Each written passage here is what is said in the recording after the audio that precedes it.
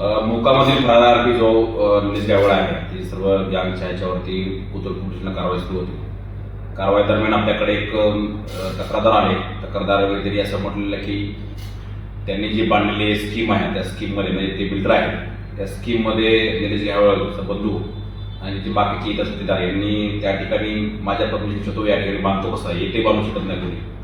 आणि त्याचं बांधलेलं कन्स्ट्रक्शनचं जे त्याचे फ्लॅट्स आहेत ते बळजबरीने कब्जात घेऊन त्याला त्याची खंडणी मागली.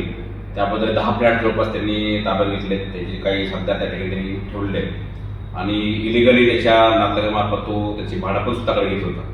त्या तक्रारीवर आपण तो कोथरूड पोलिसांना एक्स्टॉर्शन आर्म्स ॲक्टनुसार गुन्हा दाखल केलेला आहे आणि त्याचा तो पुढचा तपास आहे ते कोथरूड पोलीस करत आहे.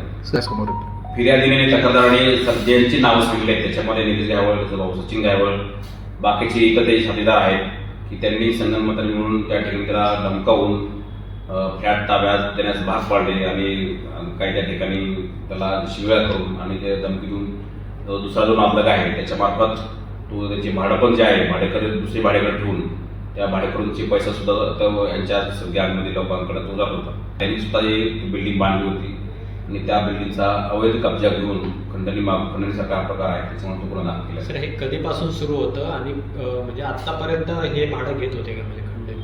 हे 2000 कोविडच्या अगोदरपासून हे सुरू आहे. 19, 20, 21 असा तो आहे आणि मे 25 मध्ये त्यांनी हा पूर्ण कब्जा घेतला ग्रामपंचायत दाखवून.